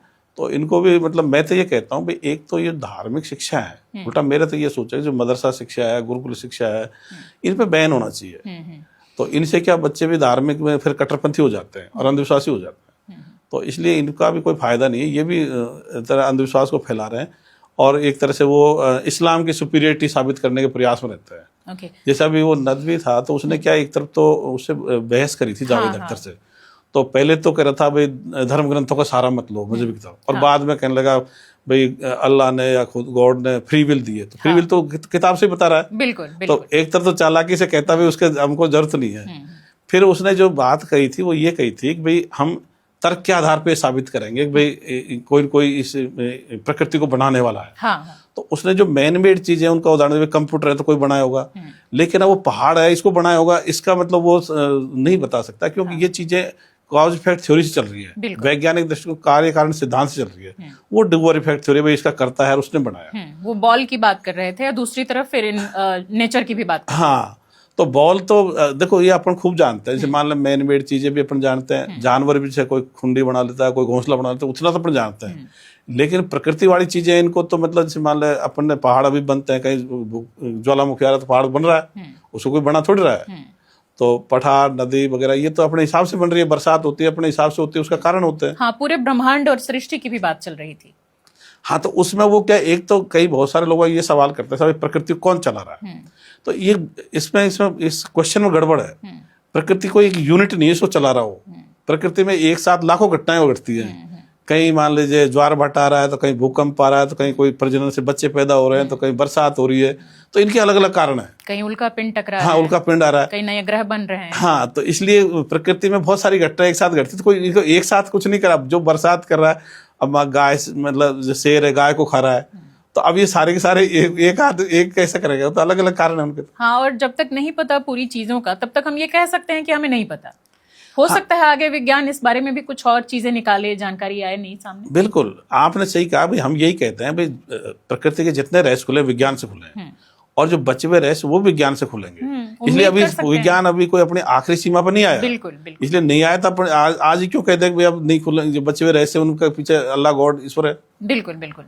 अच्छा, एक चीज और कही जाती है कि जो हमारी धार्मिक गैदरिंग्स होते हैं वो कहीं ना कहीं हमारे लिए साइकोलॉजिकल बेनिफिट्स लेकर के आते हैं, सोशल गैदरिंग लेकर के आते हैं। जैसे कि कुंभ वगैरह की बात करें या मुस्लिम लोग जो अपनी यात्राएं करते हैं उनकी बात करें, तो कुंभ के लिए कहा जाता है कि सदियों पहले राजाओं ने और ऋषियों ने आम लोगों के लिए भी और अपने लिए भी इसकी शुरुआत की थी 4 जगहों पर, कि यहाँ पर सब लोग आएंगे, एक दूसरे से जो उनके मत होंगे वो एक दूसरे से साझा करेंगे, जो उनके व्यापार होंगे वो बढ़ेंगे, एक दूसरे से उनमें जो मिलनसार होने की प्रवृत्ति है वो बढ़ेगी। तो उन फायदों के चक्कर में इनकी शुरुआत की गई। क्या उनका स्वरूप बदला या उनको उसी रूप में आज भी देखा जाए और उनके इस फायदे को, इस सोशल गैदरिंग को साइकोलॉजिकल बेनिफिट्स के लिए देखा जाए? देखो, एक तो उन्होंने जो शुरू किया था ना, उन्होंने ऐसे नहीं सोचा था, वो तो अंधविश्वास के हिसाब से शुरू किया था। चाहे मक्का मदीना की हज यात्रा हो, उम्रा यात्रा हो, चाहे 4 धाम की यात्रा हो, वो तो अंधविश्वास की वजह से किया। अब क्या वर्तमान में देखते हैं कि अंधविश्वास है तो लोग जस्टिफाई करने के लिए उसको ऐसा कहते हैं। ये बात सही है कि एक जगह इकट्ठे होने से कई फायदे होते हैं। हाँ। तो आप वैसे भी इकट्ठे हो सकते हो, तो उसमें बहुत सारी चीजें, लेकिन अंधविश्वास के नाम पे इकट्ठे होने से क्या अंधविश्वास और बढ़ता है। तो हम अपनी पीढ़ी को मतलब अंधविश्वास देके जाएंगे तो फिर अगली पीढ़ी भी उसी तरह चलेगी। तो आप गैदरिंग करो, दूसरे हिसाब से भी कर सकते हो, इवेंट के तौर पे कर लो, लेकिन ये अंधविश्वास को बढ़ाने की जरूरत नहीं है। हाँ, जैसे कि ये साइंटिफिक इवेंट वगैरह होते हैं, हम लोग उसमें शामिल होते हैं। हाँ, बहुत सारे इवेंट कर सकते हो आप मनोरंजन के लिए। खेल कूद, जैसे कुश्ती के दंगल लगा लिए। मैं तो ये मानता हूँ खेल कूदों से ज्यादा ओलंपिक वगैरह होते हैं, देश में भी होते हैं। अच्छा, मैं देखती हूँ कि सबसे ज्यादा गरीब लोग ही मंदिर भी जाते हैं, मस्जिद भी जाते हैं, और सब जो भी धार्मिक स्थान है, और सबसे ज्यादा यही लोग बाबाओं के पास भी जाते हैं। इसके पीछे की वजह आपको क्या लगता है? मुझे ऐसा लगता है उनमें आत्मविश्वास की कमी है, थोड़ा साहस की कमी है, क्योंकि थोड़ा आदमी आर्थिक रूप से कमजोर होता है तब भी उसमें थोड़ा साहस घट जाता है। तो और सबसे ज्यादा सफर भी वही लोग करते हैं। हाँ, देखो, ये अंधविश्वास के पास जाएंगे तो फायदा तो कुछ होगा नहीं। अच्छा, वो कुछ न कुछ मतलब दे के आएंगे, खर्चा करके आएंगे, किराए भाड़े में खर्च करेंगे, तो नुकसान तो आर्थिक रूप से भी उनको हो रहा है। तो फायदा तो कुछ होने वाला ही नहीं है, तो ऐसे नुकसान होता है। वो फिर एक तरह से उस पर आश्रित हो जाते हैं, तो और ज्यादा फिर कमजोर होते जाते हैं। कुछ लोग ऐसा मानते हैं कि मंदिरों में उनकी हीलिंग होती है, या वो एक खास एनर्जी फील करते हैं, पॉजिटिविटी फील करते हैं। क्या उन लोगों को भी मंदिर जाने से हमें रोकना चाहिए? देखो, रोकने वाली बात तो अपन किसी के लिए करें, अपन मंदिर मस्जिद चर्च गुरुद्वारा अपन यही कह रहे हैं, वो उनको जो पॉजिटिव बातें कह रहे हैं वो मनोस्थिति है, इससे ज्यादा उसका कुछ फायदा नहीं है। तो ये तो आप तो मतलब जैसे मान ले, आप प्रेरित तो किसी भी चीज से हो सकते हो। जैसे एक कहानी आती है कि राजा था, कोई कुएं में गिर गया, हार गया था, फिर उसने देखा कि कई बार मकड़ी ऊपर चढ़ गई, उससे प्रेरित हो गया। तो प्रेरित आप आसपास किसी दूसरे व्यक्ति से भी हो सकते हो जो सफल व्यक्ति हुआ है। प्रेरणा के लिए तो आपके बहुत सारी चीजें, अपने माँ बाप की प्रेस्टेज को ले सकते हो, भाई मेरे माँ बाप का नाम ऊंचा करूंगा, तब भी आप प्रेरित हो सकते हो। आपको लगता है कि सिद्धियां, चमत्कार ये सब भी नहीं होती? हाँ, ऐसा कुछ नहीं होता, ऐसा अंधविश्वास वगैरह। तो जैसे ये धीरेन्द्र शास्त्री हैं, जिनको कि हमारे पीएम अपना छोटा भाई भी बताते हैं, तमाम अलग अलग पार्टियों के नेता उनसे मिलने जाते हैं, उनकी बहुत ज्यादा वाहवाही होती है। अब तो देश में उनका काफी ज्यादा चलन है, बहुत फॉलोअर्स हैं, करोड़ों में उनके फॉलोअर्स हैं। वो अपने हथेली पे ही नंबर डायल करके हनुमान जी से बात करा देते हैं लोगों के, चमत्कार करके, और उनके बारे में पूरी जानकारी दे देते हैं। वो प्रोसेस जो है उसको किस तरीके से आप देखते हैं?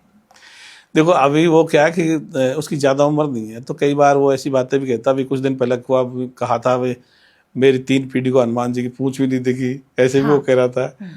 तो अब ये क्या है कि जैसे इनके जो स्थान होते हैं, तो वहां पे क्या इनके आदमी होते हैं और वो कई तरह से मैनेज कर लेते हैं। तो इसको जैसे धीरेन्द्र शास्त्री को वहाँ चैलेंज किया था श्याम मानव ने, नागपुर में शायद मेरे हिसाब से, तो ये वहां से छोड़ के आ गया था, भाग गए थे 3 दिन। अब इनके आश्रम पे आते, तो आश्रम पे तो इनके लोग बाग होते हैं, फिर एक बार में नहीं बताते।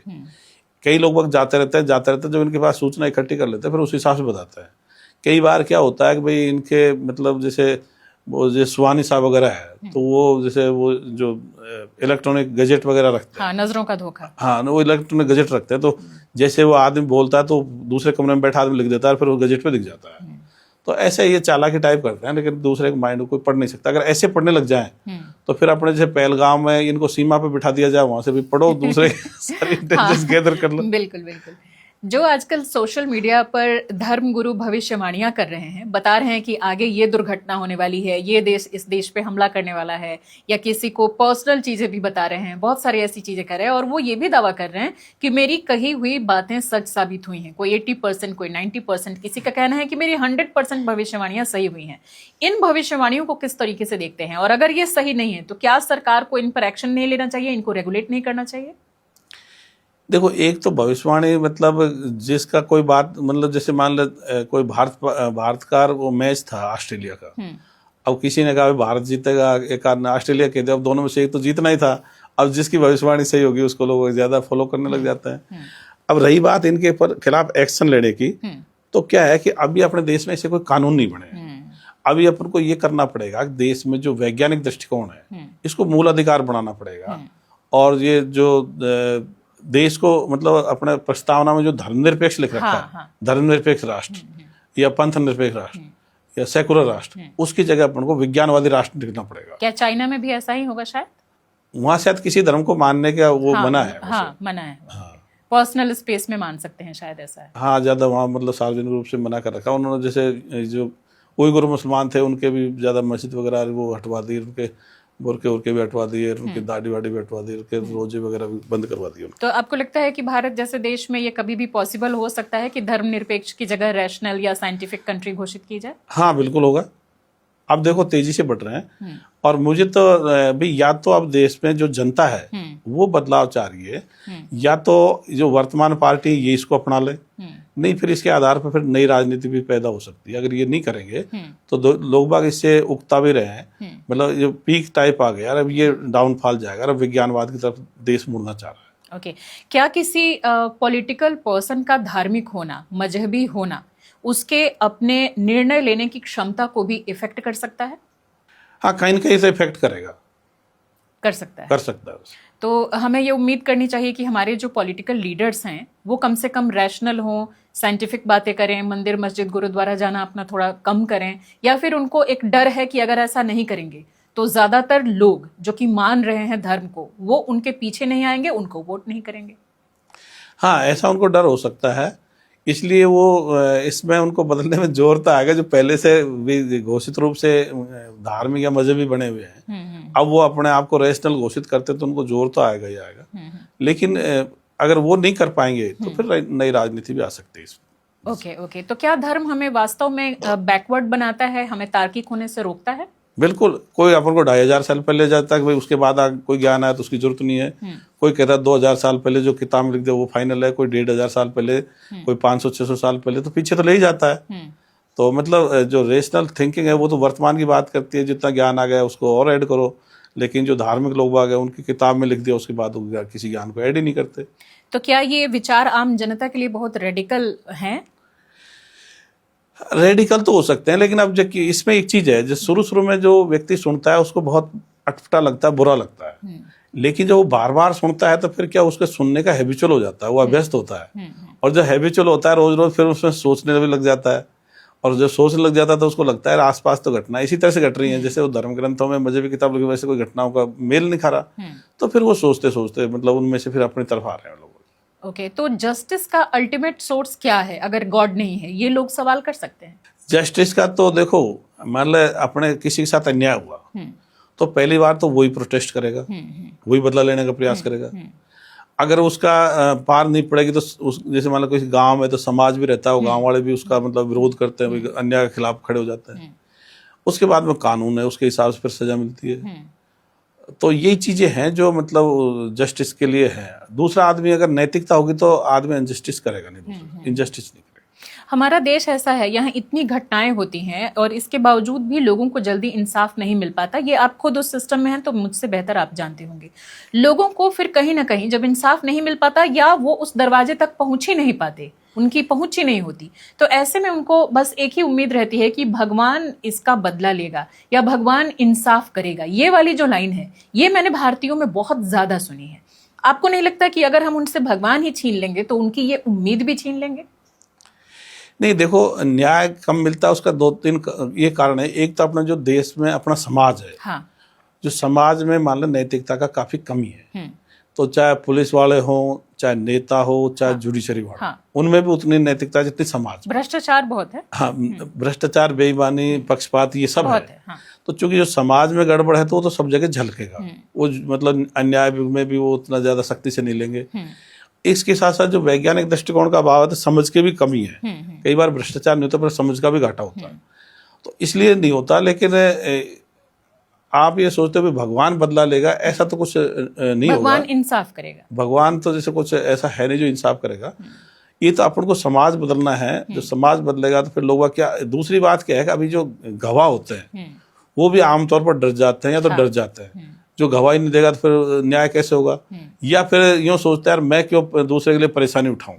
मतलब वो एक बार थाने में बुला लेंगे, उसी के लिए कहेगा अरे पुलिस बार बार बुलाती है, मैं क्यों परेशान हूँ, तो गवाह नहीं देते। इसलिए गांव में भी कई बार जब झगड़े होते हैं तो उनके लिए गवाह बनाने पड़ते हैं। उनको जो मौके पे होते हैं उसके बजाय कोई दूसरे बनाने पड़ जाते हैं। कई बार ऐसा होता है। तो चूंकि आम जनता में जब नैतिकता का अभाव रहेगा या साहस की कमी होगी, दूसरे के लिए आप पेन नहीं लोगे, तो इसका मतलब आप में नैतिकता नहीं है। या आप डर रहे हो भाई इसकी गवाह दूंगा तो मेरे कुछ कर देगा, तो साहस की कमी है। तो नैतिकता और साहस बढ़ेगा तब देश में इंसाफ बढ़ेगा। वैसे तो रिलीजन, पॉलिटिक्स या एक्सट्रीमिस्ट, आपके काम के लिए सबसे ज्यादा खतरा आपको किससे लगता है?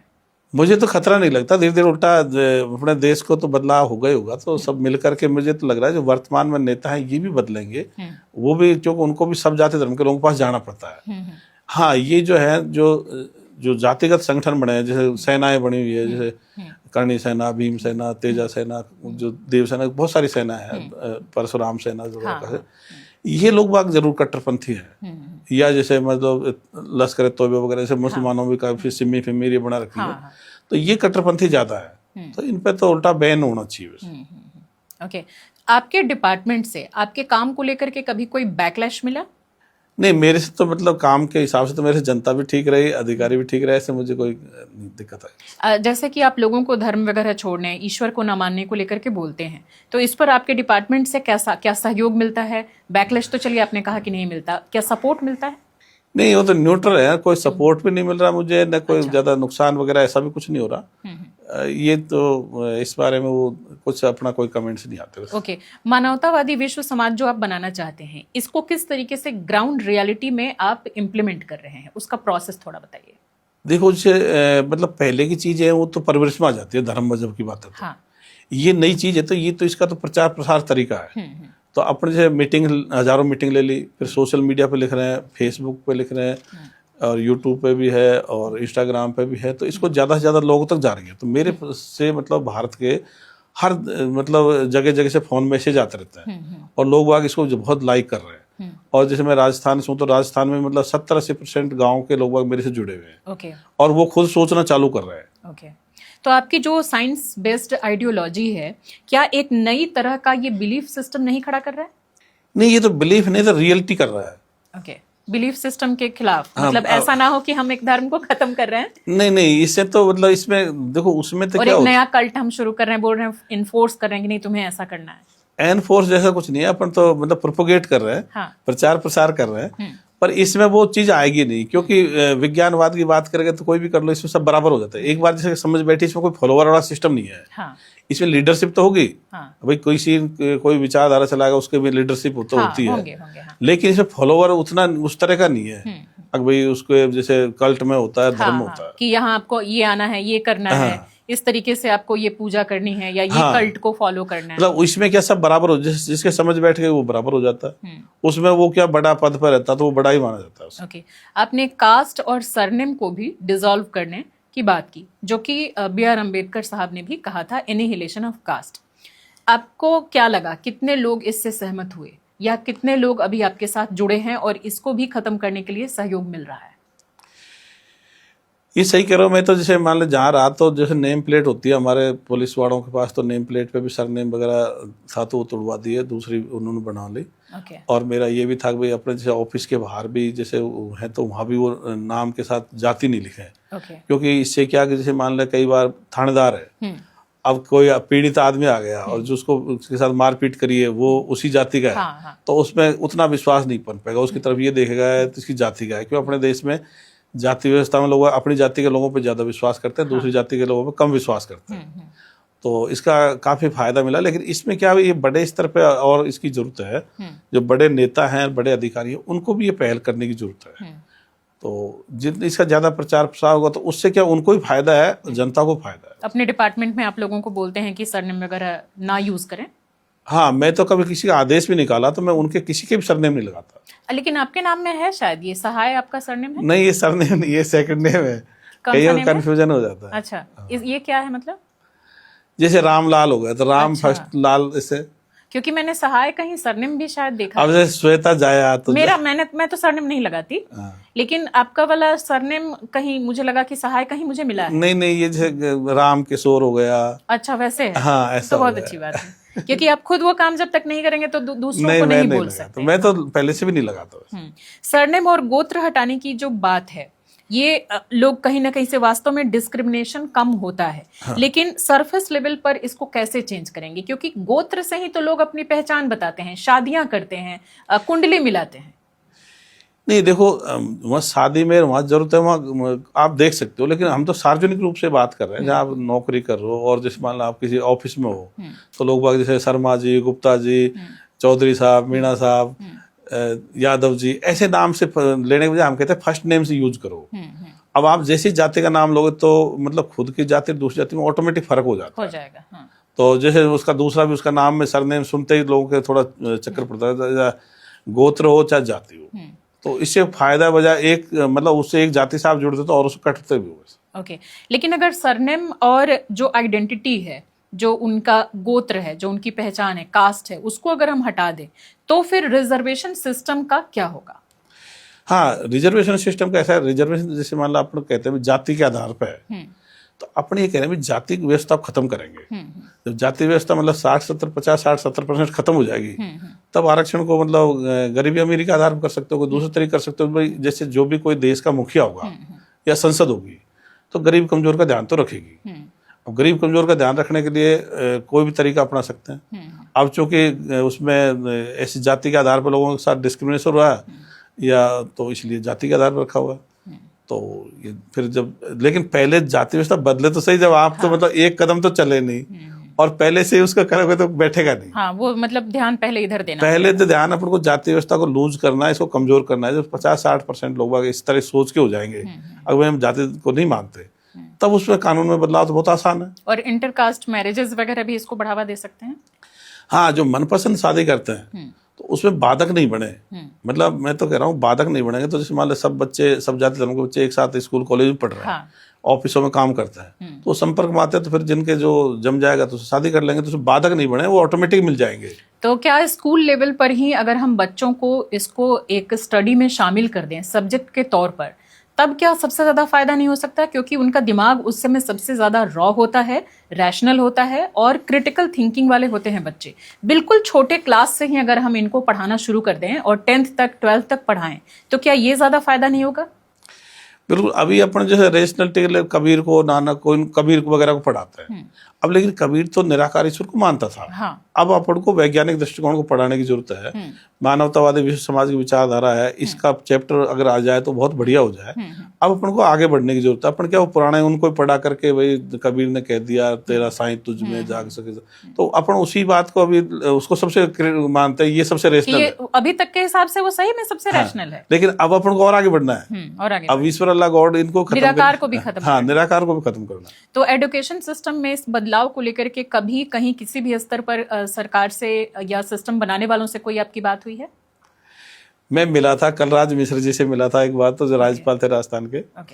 एक बार पहले मुख्यमंत्री से अशोक गहलोत जी, उनसे मिला था, तो उनको मैंने बात कही थी। फिर उनको देखे आया था, उनके स्टाफ को देखे आया था, फिर उन्होंने कभी उस पर शायद गौर नहीं किया। अच्छा, ध्यान नहीं दिया। अगर आपको देश का गृह मंत्री बना दिया जाए, आप सबसे पहले धर्म को खत्म करेंगे या फिर उसमें रिफॉर्म लाने की कोशिश करेंगे, धीरे धीरे उसको खत्म करेंगे? भाई देखो, बदलाव तो प्रधानमंत्री लाता है, गृह मंत्री से ज्यादा फर्क नहीं पड़ता। अगर प्रधानमंत्री मान लीजिए कि आप बन गए, आप एजुकेशन मिनिस्टर बन गए, तो उस पॉलिसी में कैसे चेंजेस लाएंगे? देखो, जो मिनिस्टर्स होते हैं ना, तो प्रधानमंत्री के हिसाब से चलता है। हाँ, ज्यादातर तो मेरा तो ये सोच है, मैं या अपनी इस विचारधारा का कोई प्रधानमंत्री बन जाए, या जो भी प्रधानमंत्री हो इस सोच को अपना ले, तो मैं तो ये मानता हूँ, एक तो जो धार्मिक शिक्षा है, मदरसा शिक्षा, गुरुकुल शिक्षा, मठी शिक्षा, ग्रंथी शिक्षा, मिश्र शिक्षा, इसको बंद करो। और इस जो मानवतावादी विश्व समाज विचारधारा मिशन है, इसको 5th क्लास तक भी और 8th तक भी 3-4 बार इसको पढ़ाओ। तो इससे क्या बच्चों में शुरुआत में फिर वो चीज़ खड़ी हो जाएगी, समझ आ जाएगी। और तो उस हिसाब से ये चीज़ें जो अंधविश्वास वाली है, जैसे मान ले ये प्रार्थना बोलते हैं स्कूल में, उसको बंद करने की जरूरत है। और ये जो धार्मिक त्योहार मनाते हैं, मजहबी त्योहार मनाते हैं, इनको बंद करने की जरूरत है। मतलब अपन को ऐसी कोई गतिविधि करनी नहीं है बच्चों के सामने। जैसे कई देश है, उज्बेकिस्तान है, तुर्कमेनिस्तान है, इनमें शायद कर भी दिया, 18 साल से कम के बच्चों को वो शायद नमाज वगैरह पढ़ने के लिए मना कर दिया। अच्छा, हाँ, बहुत अच्छी बात है ये। हाँ, तो जब बच्चा बड़ा हो जाए अपने हिसाब से वो चीजों को चूज करे। तो मैं भी यही कहता हूँ भाई, कॉलेज में आप भाई कुरान, बाइबल, गीता कॉलेज पढ़ाओ। ये बच्चों को तो बिल्कुल धार्मिक से जो मदरसा शिक्षा, गुरुकुल शिक्षा ये है, घर में, स्कूल में, मेरे ख्याल से हर जगह उनको इन सब चीजों से अलग रखना चाहिए। इनको बंद करने की जरूरत है। आप स्कूल में पढ़ाओ, कॉलेज पढ़ाओ। यहाँ तो लोग ग्लोरीफाई करते हैं। 3 साल 4 साल के बच्चे अगर मंत्र तेजी से पढ़ते हैं, तुतली आवाज में ही उनको मंत्र सिखा करके पढ़वाया जाता है। और अगर वो किसी के सामने मंत्रों का उच्चारण करें, या फिर जो इस्लामिक लोग भी हैं उनकी जो अपनी चीजें हैं उसका अगर वो उच्चारण करें, आयतें पढ़ें, तो इसको ग्लोरीफाई किया जाता है। कोई गेस्ट आता है तो उसको सामने कर दिया जाता है, देखो मेरे बच्चे को कितना पता है। ये सही कह रहे हो। जैसे भारत में क्या था कि जैसे इस्लाम में इनहेरेंट कट्टरता है, तो उसको फॉलो कर रहे हैं, बजाय कि अपन को मतलब होड़ तो करनी चाहिए चीन से, रूस से, अमेरिका से, और होड़ कर रहे हैं पाकिस्तान, अफगानिस्तान की या बांग्लादेश की। तो बजाय कि वो जैसे मान ले, सही कह रहे हो, वो भाई कुरान कंठस्थ कर लिया तो सोचता हूँ गीता को कंठस्थ कराएंगे।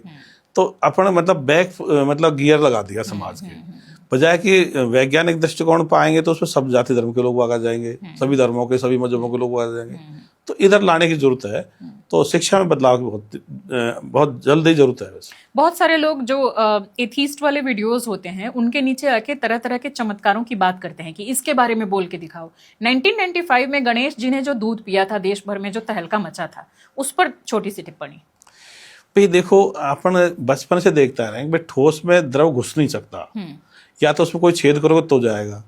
तो ये तो सीधी सी बात है। उस समय सही कह रहे हो, 50-60 साल के लोग बाग भी ले लेके दूध जा रहे थे भी, तो उससे पूछते कहाँ जा रहा है कि यार परख के आता हूँ। अरे बावड़े, जब तुम बचपन से देखते हो कोई ठोस चीज उसमें द्रव घुसेगा ही नहीं, वो गीला तो हो सकता है पर अंदर कैसे जाए। तो ये तो बेसिक सिद्धांत है, उसके लिए परखने की कोई जरूरत नहीं पड़ती है। अब जैसे मान लो कुछ साल पहले चोटी कटने वाली घटना भी आई थी महिलाओं की। तो वो घटनाएं ऐसे आई थी कि नौका में कोई एक महिला थी बीकानेर राजस्थान में, तो किसी बूझे वाले के पास गई, तो उसने कहा भाई मेरे अच्छे दिनमान कैसा है, मुझे कोई तरीका बता। तो उसने कहा भाई तेरे चोटी काट, पेट पर, पैर पर त्रिशूल का निशान बना सिंदूर से, और इसके सोशल मीडिया पे डाल दो। 10 लोगों ने फॉरवर्ड कर दिया तो अच्छे दिन आ जाएंगे। और फिर जो महिलाएं किसी तरह से कुंठित थी, उन्होंने चोटी काटना शुरू कर दिया। और तो अब लोगों कह रहे यार कुछ न कुछ तो है। अरे भाई, बाल ऑटोमेटिक नहीं कट सकते, जैसे आदमी सोता है, पुरुष सोता है, तो उनकी दाढ़ी तो कभी अपने आप रात रात में बनी हुई नहीं मिलती। तो ऐसे कट नहीं सकते भाई, तो कैंची से काटेगा या ब्लेड से काटेगा, खुद काटेगा, दूसरा काटेगा। तो इस तरह की जो चीजें हो ही नहीं सकती। तो इसमें परखने की जरूरत भी नहीं है, इसको सिरे से तुरंत ही खारिज कर देना चाहिए। पिछले साल 2025 में केरल में क्राइस्ट द किंग नाम का एक चर्च है, उसमें होस्ट, जिसको रोटी भी बोलते हैं, उसमें ईसा मसीह का चेहरा उभर के सामने आने की अफवाह या बात जो भी थी वो सामने आई, और इसको लेकर के खूब लोगों ने तहलका मचाया, सोशल मीडिया पर भी डाला। ये घटना आपने सुनी थी? ये चर्च से रिलेटेड है। मैंने सुनी तो नहीं, लेकिन अब वो इनमें कोई दम नहीं है भाई, उसने क्या कोई चमत्कार कुछ होते नहीं है, चेहरा तो किस तरह से बना लिया होगा उन्होंने अपने हिसाब से। जमाली कमाली मस्जिद है दिल्ली में। और अब से नहीं, मतलब दशकों से इसको लेकर के तरह तरह की कहानियां इस्लाम में चलती हैं कि वहां पर जिन्न घूमता है, जानवरों की आवाज में डरावनी आवाजें सुनाई देती हैं, अक्सर अदृश्य कोई व्यक्ति है वो थप्पड़ मार के चला जाता है। इस पर थोड़ी सी टिप्पणी कीजिए। देखो, वहाँ कोई चालाक आदमी होते हैं ना, वो चालाकी करते हैं। जैसे पहले भूत प्रेत जिन्न के किस्से आते थे, तो जो चालाक टाइप के आदमी थे वो भूत जिन्न बन करके किसी को ठोक पीट लेते।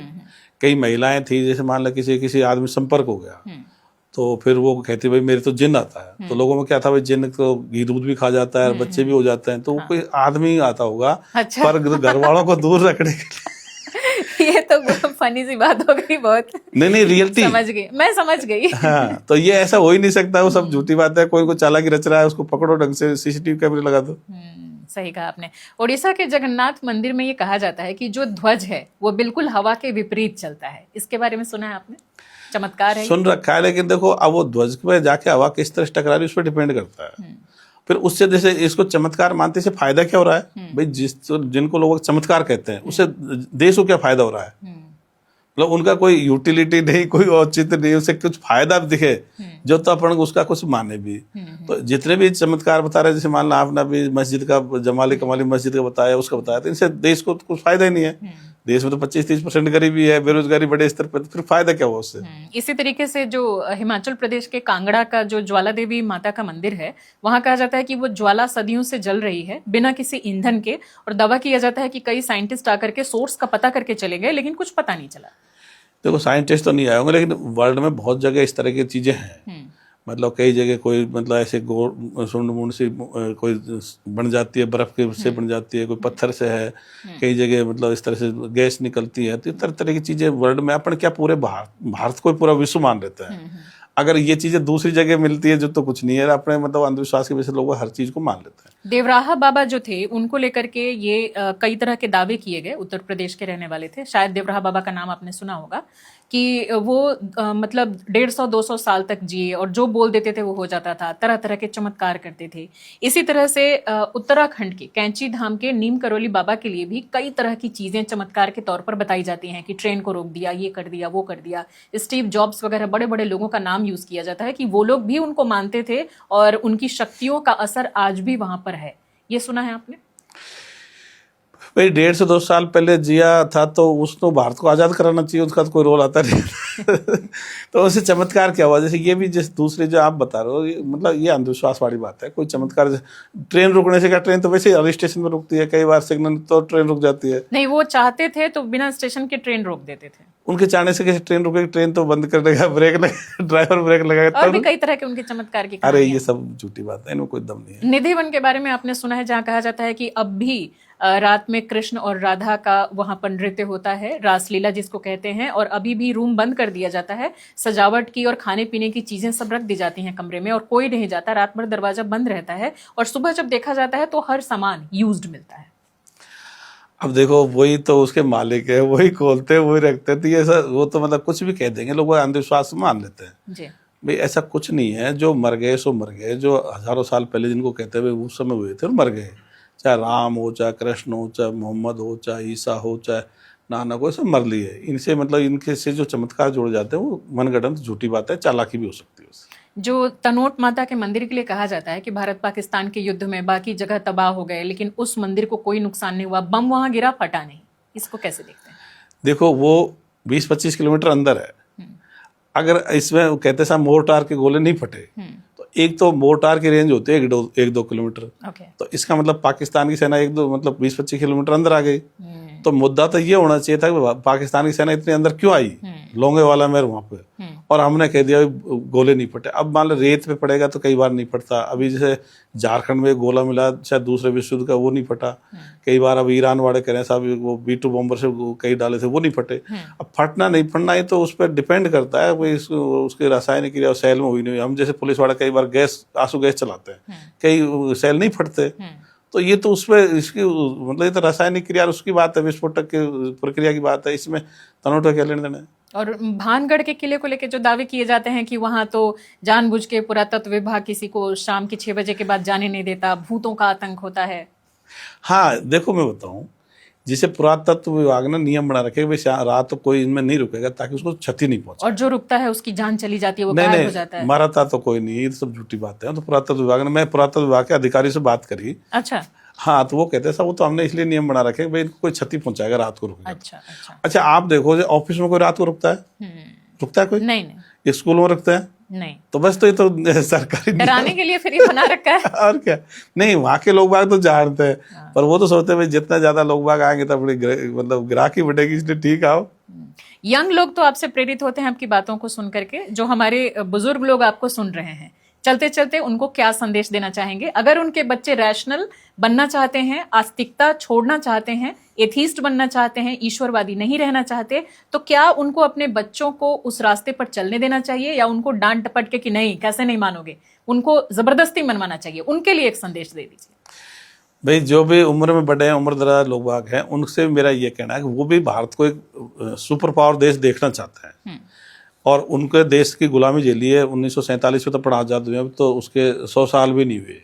तो वो भी ये चाहते हैं कि भाई ये देश सुपर पावर बने। तो मैं यही चाहता हूँ भाई आप अपने बच्चों को वैज्ञानिक दृष्टिकोण के बनने दो और आप भी बनो, क्योंकि ये देश में आपका, मैं तो कह रहा हूँ, किसी 90 साल भी उम्र हो गई और वो मान लो 5 साल और जिएगा तो 5 साल भी योगदान दे जाए। किसी की मान लो 110 साल की उम्र हो गई और वो 1 साल और जीता है तो वो भी इसमें योगदान दे और देश को सुपर पावर बनाने में अब मैं तो हर एक का योगदान के मतलब आपसे उम्मीद करता हूँ, विश्वास करता हूँ कि आप इसमें जुड़ करके और इस देश को विज्ञानवाद के रास्ते पर आगे बढ़ाओगे। तो हमारी बातचीत बहुत ही रोचक रही। हो सकता है कुछ लोगों के लिए ये थोड़ी सी कंट्रोवर्शियल भी रही हो, क्योंकि बहुत सारे लोग जो ईश्वरवादी हैं, जो मानते हैं गॉड को या अल्लाह को, वाहेगुरु को या किसी भी स्वरूप में, तो हो सकता है कि वो थोड़े आहत भी हुए हों। उन सब से मैं माफ़ी चाहूँगी, लेकिन साथ ही ये भी रिक्वेस्ट करूँगी कि आप रैशनल थिंकिंग, क्रिटिकल थिंकिंग को थोड़ा प्रमोट करें, वैज्ञानिक सोच को प्रमोट करें और सर के साथ आप जुड़िए। और इन्होंने पूरी अपनी इन्फॉर्मेशन शुरू में दी थी और इस वीडियो के डिस्क्रिप्शन में भी मैं पूरी जो इसकी जानकारी है वो दूंगी कि किस तरीके से आप सर से जुड़ सकते हैं।